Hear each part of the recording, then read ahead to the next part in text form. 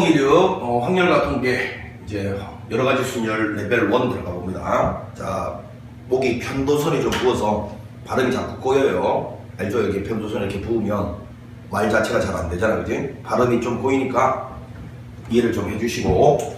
자, 이제 1번 문제는 중복 순열의 공식인데 선생님이 이런 이야기 했습니다.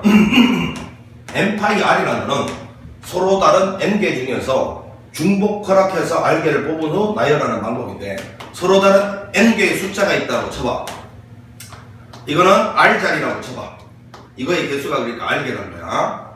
근데 중복이 허용된단 말은 이 자리에 왔던 게 또 와도 된다, 그 이야기니까. 여기도 n가지 올 수 있고 여기도 n가지 여기도 n가지라서 n이 r번 곱해질 거니까 얘는 n의 r제곱이 된다. 이게 이제 공식인데, 항상 이런 게 들어가 있는 중복조합 문제는요, 이렇게 곱해 법칙으로 푸는 거지 이 기호를 먼저 떠올리는 게 아니라고 했어요. 그럼에도 불구하고 이 기호가 이렇게 된다는 걸 알아야 되는 문제들이 대놓고 이렇게 공식을 묻는 문제, 요런 1번 문제 같은 거 출제됩니다. 모의고사에 나와요. 혹은 선택지에 답이 이렇게 안 나와 있고 이 기호로 나와 있는 문제들, 요런 걸 대비해서 적어도 이 공식이, 이 기호가 이런 공식이 된다는 것 정도는 알고 있어야 된다, 그 이야기 했던 거예요. 이놈은 그러면 2의 2n제곱이 되고요. 자, 이거는 4의 n제곱이 또 마찬가지로 2의 2n제곱이잖아요. 그럼 이거 두 번 더 했으니까 그럼 2의 2n 플러스 1제곱이 되고. 하나? 자, 이 상태에서 이제 이게 128은 2의 7제곱이 될 거니까요. 2n 플러스 1이 7이 되는 n은 3이다. 이렇게 찾으면 되겠죠. 자, 2번 이제 문제를 가볼게요. 리멤버인데, 이렇게 이제 같은 것이 있는 순열은 애초에 이런 문자들이 주어졌을 때 이 상태로 문제 풀지 말고 헷갈립니다. 재구성을 갖다가 문제를 같은 문자끼리 모아놓고 다시 한번 시작을 해보면, R은 여기 하나가 있고 두 개가 있어. R 두 개입니다. 그 다음 E는 보니까 하나, 둘, 세 개가 있어요. E는 세 개가 있고요. 이렇게. 자, 그 다음에 보니까 M은 두 개가 있죠. 그리고 B는 한 개가 있습니다. 자, 이렇게 같은 문자들끼리 개수를 따로 모아놓고 문제를 푸는 게 안 헷갈려요. M을 양쪽 끝에 나열을 하는 경우라고 했습니다. 자, 그러면 지금 문제에서 하나, 둘, 셋, 넷, 다섯, 여섯, 일곱, 여덟 인데 M을 양쪽 끝에 이렇게 나열하는 방법은 이렇게 한 가지밖에 없죠. 여기서 이거를 2팩토리얼 일단 이상한 소리 하면 안 됩니다. 요 M을 여기다 이렇게 썼을 때 달라질 수 있는 가지수 요 한 가지밖에 없으니까 한 개예요. 자, 그리고 날라가고 요만큼을 이제 이 중간에다가 그냥 나열하면 되는 거니까요. 이걸 일단 다 다르게 보고 하나, 둘, 셋, 넷, 다섯, 여섯 개를 다르게 보고 똑같은 것의 개수가 2개, 3개면 2팩, 3팩으로 나눠준다. 요거 아닙니까? 6팩은 6 곱하기 5팩이니까 120. 5팩토리얼이 120이다. 외우세요. 나누기. 요거는 6, 2, 12가 될 거니까 약분하면 60이 된다. 금방 찾을 수 있는 문제였습니다. 4번이요. 자, 3번 가봅니다. 3번. 7명의 학생과 원모양의 탁자가 있다. 7명의 학생 중 4명을 선택하고 이 4명의 학생 모두를 일정한 간격으로 원탁에 둘러앉게 하는 방법이라고 했습니다. 그러면 1, 2, 3, 4, 5, 6, 7 중에서 일단 4명을 선택하는 방법, 요거죠. 자, 그리고 요 4명이 선택됐다 했을 때 요 4명을 원탁에 앉히는 방법은 3팩토리얼, n-1팩토리얼. 요 때만 이 공식 그냥 바로 쓰자 했어요. 자, 요건 7시3과 같으니까 7, 6, 5 나누기 3팩토리얼 이렇게 될 거니까 35가지에다가 6을 곱하면 되죠. 자, 210까지다. 이렇게 해서 5번이 정답이다. 기본 문제였고요. 4번을 가봅니다. 4번.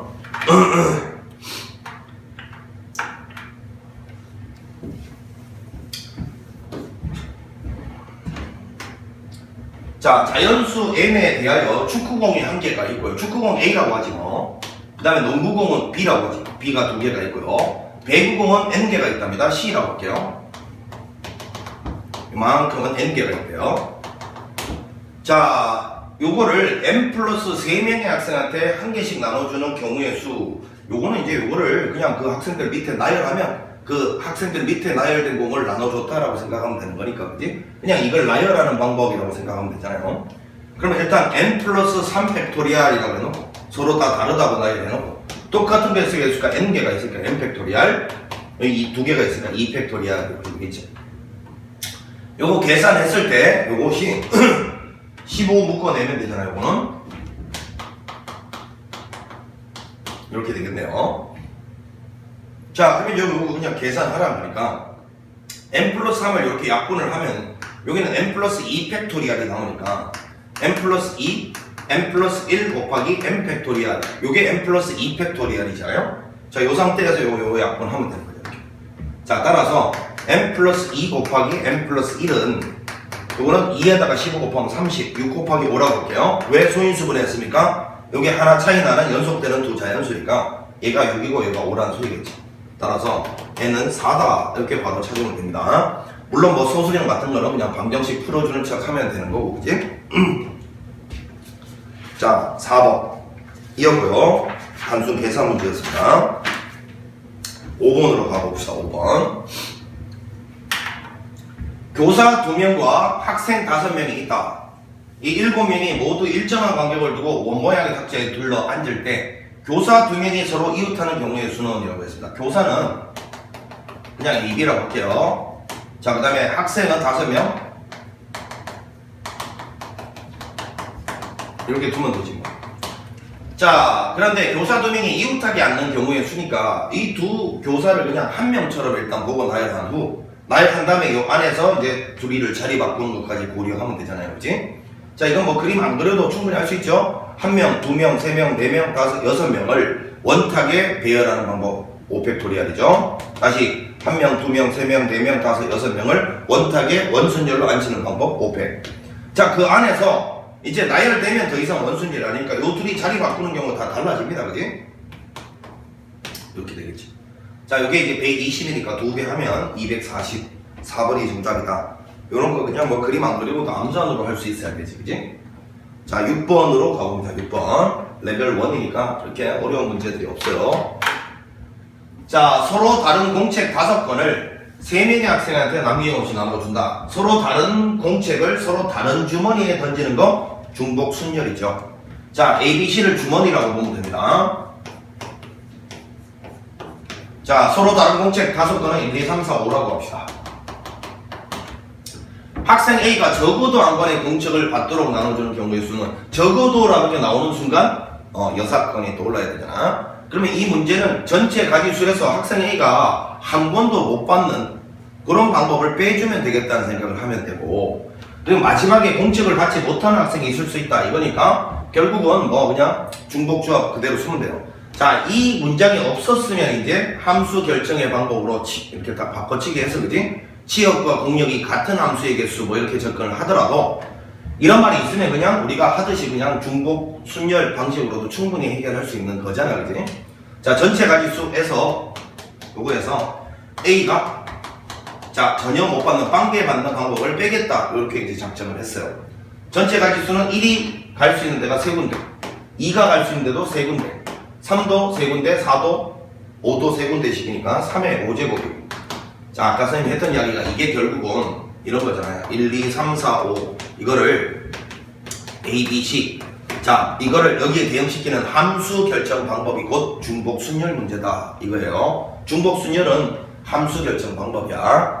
자, 그래서 함수가 전체적으로 3의 5제곱 이렇게 나오는데 여기서 이제 A가 화살표를 못 받는 함수 빼란 거지 뭐. 문제를 함수로 해석해보면 그렇다고. 되죠? 그럼 여기서 이제 빼기 하기를 A가 빵개 받는 경우, 여기 뭐 전혀 못 받는 경우 이 말이니까 얘를 제외시키고 얘들을 얘들한테만 나눠주면 되는 거잖아. 그지? 1이 갈 수 있는 데가 2군데, 2도 2군데, 그럼 2의 5제곱이지 뭐. 되겠죠? 뭐 어렵지 않습니다. 요거는 계산을 해보면 211가지 이렇게 나옵니다. 되겠죠?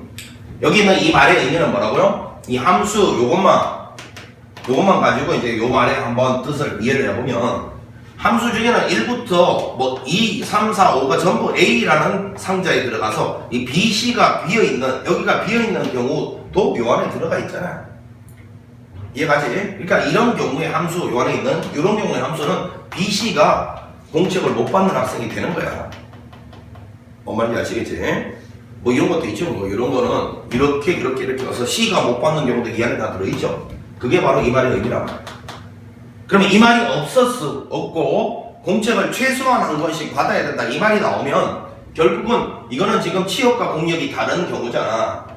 왜? 공력은 A, B, C인데 취업은 A, B니까 그지? 그러면 공책을 최소한 한 권씩 받아야 된다 이렇게 돼 있으면 결국 공력이 곧 취업 즉 A, B, C가 전부 최소한 하나씩의 화살표는 받아야 된다라는 문제로 바뀐다고. 알겠지? 다시 공책을 최소한 한 권씩은 받아야 된다 이런 말이 나오면 그때는 얘들이 최소한 하나의 화살표를 받아야 된다 이 말이 되는 거라고. 알겠지? 그거에 대해서는 뒤에 문제가 나온다면 그때 가서 다뤄보자. 그리고 실제로 수업 시간에는 그거에 대해서 처리 방법을 내가 뭐 여러 가지로 설명해 줬어. 포함 배제의 원리, 그 다음에 조나누기 해서 조나누기에서 다시 나열하는 거지. 이런 것들이 복습이 충분히 돼 있어야 돼. 실제로 수능평가원에서는 그런 문제들, 고난이도 문제들이 주로 나오니까 지금은 기초교재니까 그냥 이런 문제들은 여기서 안 나와 있지만 그런 문제가 여기 없다고 해서 안 나온다 이런 생각은 버려라. 자 7번 가보자. 7번 숫자 1, 2, 3, 4, 5 중 중복 허락해서 5개를 일렬로 나열하여 5자리 자연수를 만든대요. 중복 허락한대요. 이걸로 5자리 자연수를 만든대. 자 일단 만보다는 크고 4만보다는 작은 짝수의 개수를 갖다가 구해라. 이렇게 나와있네. 자 만보다는 크고 4만보다 작은 짝수의 개수를 갖다가 구해라. 짝수라는 말은 일단 이 끄트머리 요 자리가 2 또는 4로 끝나야 되니까 그치? 2 또는 4로 여기 2 그 다음에 4 뭐가 왔다를 결정하는 방법 두 가지잖아요. 자 그럼 여기 2 또는 4가 왔다 2가 왔다 4가 왔다 했을 때 왜 2 곱하기가 되느냐 하면 2가 오더라도 홀수 3개랑 짝수 하나 남고 4가 오더라도 홀수 3개랑 짝수 하나 남으니까 앞에 있는 처해 있는 상황이 똑같잖아. 그때는 여기 2가 오느냐 4가 오느냐 2 곱하기로 가도 된다 이거. 자 여기에서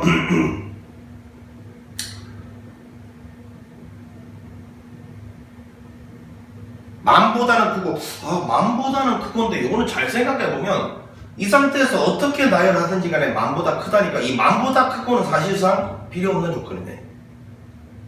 왜? 이거를 어떤 식으로 나열하든지 간에 만보다는 무조건 커.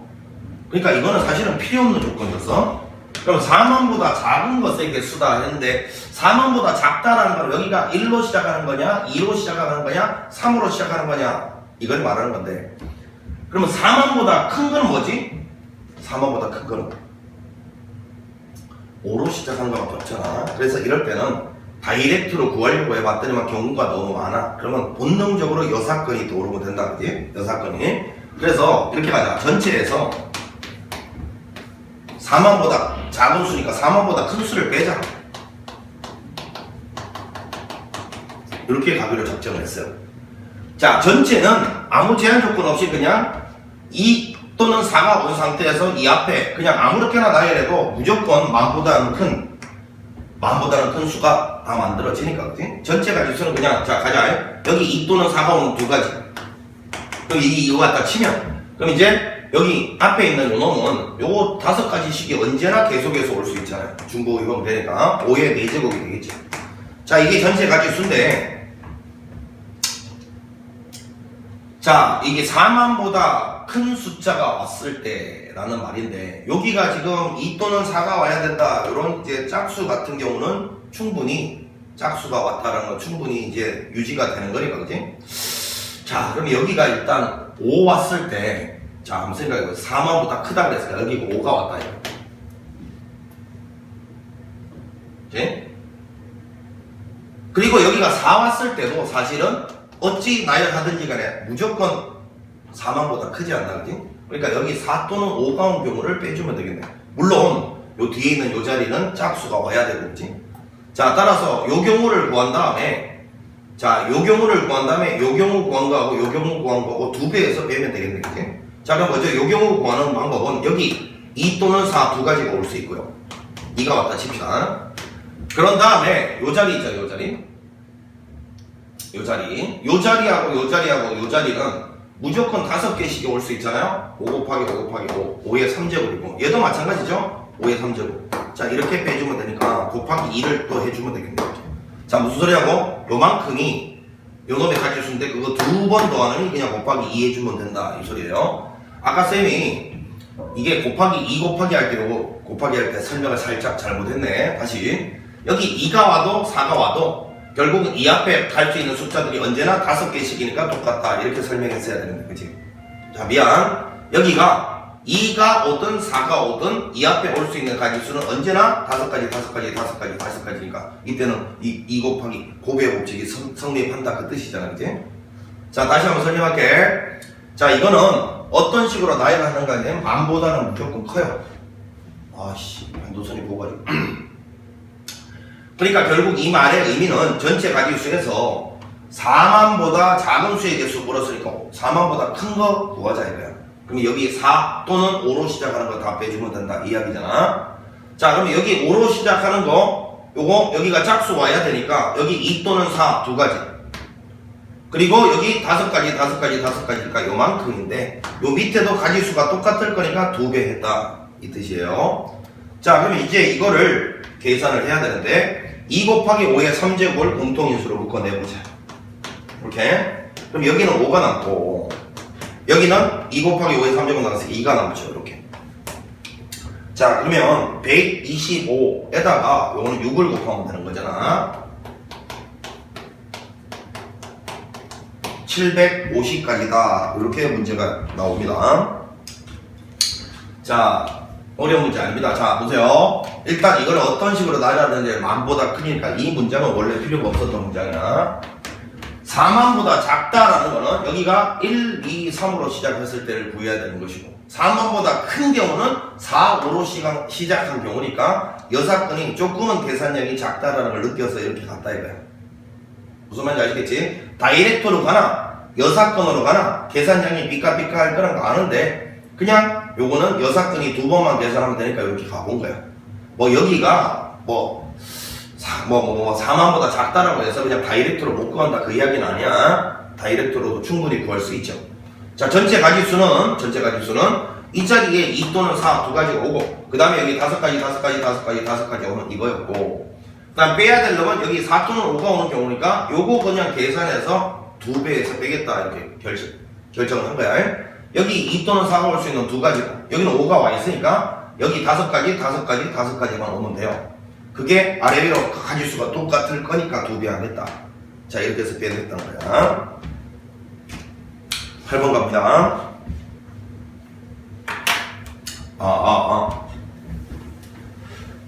자, 이거를 일렬로 나열하는 모든 경우 중 양 끝에 소문자가 오도록 나열하는 경우의 수를 갖다가 구해라. 이렇게 이야기를 했는데 자, 지금 보니까 하나, 둘, 셋, 넷, 다섯, 여섯, 일곱 하나, 둘, 셋, 넷, 다섯, 여섯, 일곱 이렇게 있잖아요. 양쪽 끝에 소문자가 오도록 나열하는 방법이다. 자, 이거는 뭐 그냥 분류 기준을 소문자로 하면 되겠네, 그지? AA 이렇게 올 수가 있고요. 그 다음에 여기 뭐 A, B 이런 것도 올 수 있고 물론 요 밑에 있는 요 경우는 A, B가 이제 나열되는 경우를 생각을 해줘야 되겠지. 자, 요 경우는 그냥 AA를 여기다 쓰는 방법은 한 가지밖에 없으니까 남아있는 요만큼을 중간에 그냥 나열하면 끝이잖아요. 5팩 나누기 자 2팩 이렇게 하면 되죠. 자, 요거는 AB를 여기다가 배치하는 방법이 일단 두 가지고요. AB냐 BA냐. 그럼 AB를 배치하고 나면 이렇게 배치하고 나면 AXXYY가 나오니까 요것도 마찬가지로 5팩 나누기 2팩 2팩이죠. 그럼 결국은 이거하고 이거 더해 내려야 될 거니까 5팩 나누기 2팩 2팩이 3가지 생겨요. 3배 생기는 거죠. 3배. 계산을 해보면 120을 이거를 4로 나누면 30이 되는데 그지? 그걸 3배 해야 되니까 답은 90이다.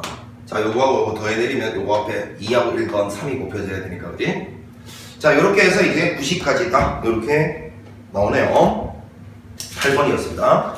레벨 1은 문제가 워낙 쉬운 문제들 위주로 있어서 짧은 시간에 끝이 났지만 이런 기초를 갖다가 일단 잘해야 조금 난이도가 있는 문제들을 적응할 수 있는 실력이라는 게 생긴다. 어떤 학생들 착각하는 학생들이 있어.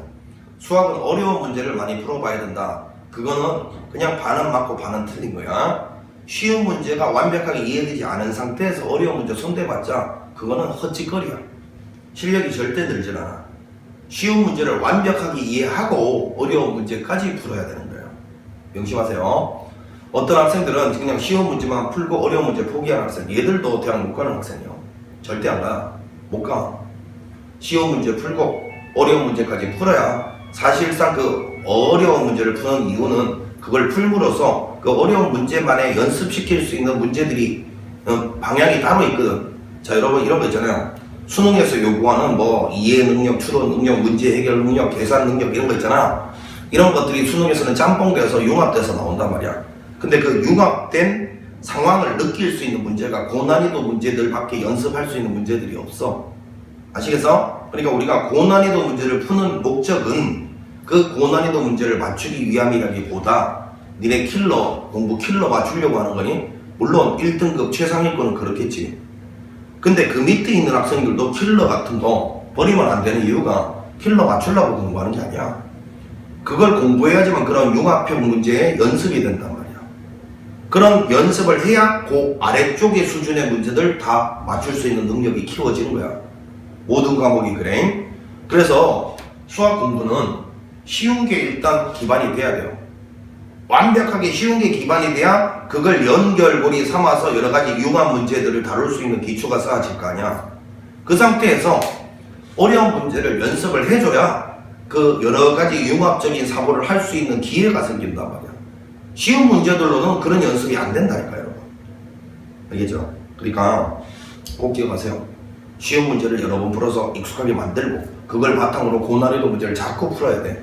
그래야지만 그 융합적인 사고가 연습이 되고, 그랬을 때 최고 난이도 문제, 뭐 그냥 최고로 어려운 킬러 문제들 나중에 버린다 치더라도 그 바로 밑에 있는 수준의 문제들을 맞출 수 있는 기반이 닦아진다 이거야.